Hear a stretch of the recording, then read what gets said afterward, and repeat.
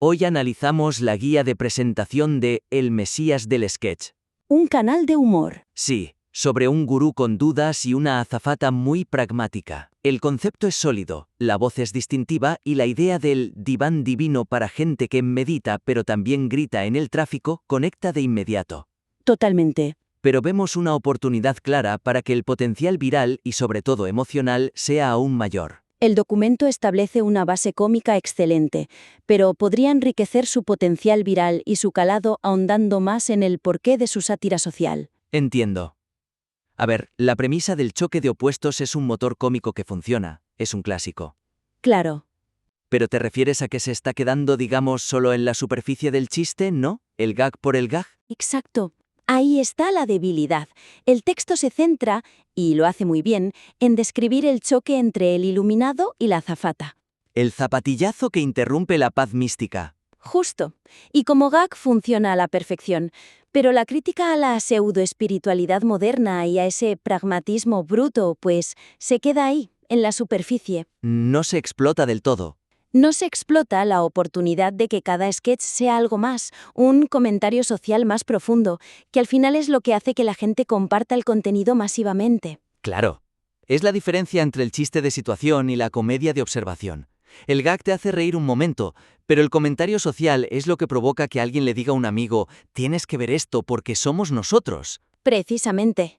Por eso la sugerencia es articular de forma más explícita ese subtexto social en la propia guía. Vale. Se trata de conectar la dinámica de los personajes con, no sé, con ansiedades, con contradicciones culturales que la audiencia adulta reconoce al instante. En su día a día. El objetivo es que no solo se rían. Es que piensen, es que soy yo. Me parece una idea muy potente, pero ¿cómo se plasma eso en una guía de presentación sin que parezca un ensayo de sociología? Claro, hay que mantener la ligereza. Exacto. El objetivo sigue siendo vender un formato de humor, no un análisis cultural. Por supuesto. No se trata de añadir párrafos teóricos, para nada. Se trata de inyectar esa capa de significado en las propias descripciones de los personajes. Con el mismo tono del canal, con el mismo tono. Hay varias formas de hacerlo. Por ejemplo, al describir al iluminado, además de hablar de su frustración con el wifi, se podría añadir que es el reflejo de una generación a la que le vendieron un kit de felicidad en Instagram, pero las instrucciones venían en arameo. Uf, vale, eso es brillante. La frase es un chiste en sí misma. Exacto. Pero conecta de inmediato con la fatiga de la autoayuda, la presión por la automejora. Lo capta todo sin ponerse denso. Esa es la clave. Y podemos aplicar la misma lógica a ella. Para la azafata, en lugar de ser solo el ancla a la realidad, Que es un poco plano. un poco, se la podría presentar como la personificación del agotamiento colectivo ante la dictadura de la positividad tóxica. De repente su pragmatismo ya no es solo un rasgo de carácter, Es una rebelión. es una rebelión. Me gusta especialmente eso de la positividad tóxica.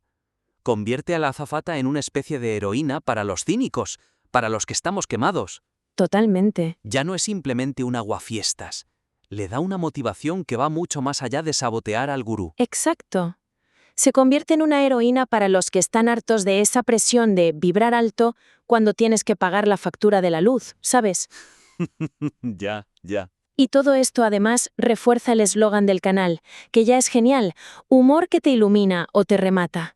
Que es muy bueno. Se podría añadir en la guía que el canal explora esa delgada línea entre encontrar tu centro y mandarlo todo al carajo. Así, el eslogan deja de ser una frase ingeniosa y se convierte en En la tesis del canal, ancla el humor en una verdad que todos reconocemos. justo. Esta idea de darle más capas a los personajes me lleva directamente al segundo punto. Ahora mismo, en la guía, se presentan como arquetipos muy definidos, casi estáticos. Muy polos opuestos. Sí, el iluminado es A, la azafata es B, y el humor nace de esa colisión. ¿No hay un riesgo de que esa fórmula, aunque efectiva, se agote a medio plazo? Los arquetipos del iluminado y la azafata son claros y potentes, pero presentarlos de forma tan estática en la guía podría limitar la percepción de la longevidad y la riqueza del formato. Entiendo la preocupación por la longevidad, pero, a ver, ¿no es precisamente esa previsibilidad parte del encanto de muchos formatos de sketch? Bueno, Pienso en El Coyote y El Correcaminos. Sabes perfectamente lo que va a pasar, y la gracia está en el cómo pasa esta vez. El público a veces busca esa comodidad, ¿no? Es un punto muy válido, y esa fórmula es el corazón del canal.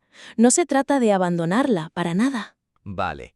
La diferencia es que este canal no se dirige a un público infantil, sino a uno adulto que vive en un mundo de grises, de contradicciones. Y para conectar con ellos a largo plazo, para generar una lealtad real, es útil mostrar que incluso estos personajes tan extremos tienen sus propias incoherencias, Sus grietas. sus grietas. La debilidad que veo en la guía es que los define como polos opuestos inamovibles. El iluminado siempre busca la trascendencia, la azafata siempre la sabotea. ¿La fórmula? Es infalible a corto plazo, pero corre el riesgo de volverse predecible. Presenta un universo de absolutos. De acuerdo, acepto la premisa. El reto entonces es, ¿cómo se insinúa esa complejidad en un documento de venta sin debilitar la premisa principal? ¿No corres el riesgo de confundir al que lo lee? ¿De hacer que parezca que el concepto no está claro? La sugerencia no es cambiar los personajes, sino introducir en la guía la promesa de que hay grietas en la armadura. Me gusta esa expresión. Es insinuar que aunque sus naturalezas chocan, hay momentos donde sus roles se invierten o se tocan, revelando una vulnerabilidad que no te esperas. ¿Y eso no debilita los arquetipos? Al contrario, les añade una capa de humanidad que engancha mucho más. No se trata de cambiarlos, sino de mostrar que ni ellos son inmunes a la contradicción. Vale, me gusta la idea de las grietas. ¿Cómo se traduce eso en algo concreto dentro del documento? Se puede hacer de forma muy sutil y, creo, muy efectiva. Por ejemplo, se podría añadir un pequeño apartado en la guía llamado «Cuando el universo se avería». Buen título. No hace falta desarrollarlo, solo plantear escenarios en forma de pregunta. Por ejemplo, ¿qué pasaría si, por un día, la azafata tuviera una duda genuinamente existencial? O si el iluminado, en un momento de lucidez absoluta, resolviera un problema doméstico con una genialidad desconcertante. Eso es inteligente. No afirmas que va a pasar, solo planteas la posibilidad. Exacto. Le abres una puerta a la imaginación del lector, ya sea un productor o un guionista. Les estás diciendo, la premisa es esta, pero el universo es mucho más grande. Exactamente. Y hay más herramientas. El documento tiene una tabla de incompatibilidades, que es una idea visual muy potente. Sí, funciona muy bien. Pues se podría añadir una tercera columna. La excepción que confirma la regla. A ver un ejemplo. Por ejemplo, donde dice, el iluminado busca respuestas existenciales. La azafata le da un zapatillazo en la cabeza. La tercera columna podría añadir, la excepción. Una vez, tras el zapatillazo, le dijo, la respuesta es 42, ahora déjame ver la tele. Ese detalle es genial. Es un chiste en sí mismo, un guiño friki. Totalmente. Pero también expande el universo de los personajes en una sola línea. Sugiere que hay una historia detrás que no conocemos, que quizá ella no es tan simple como parece. Le añade misterio. Y demuestra la riqueza del formato. Un último ejemplo, en esa línea.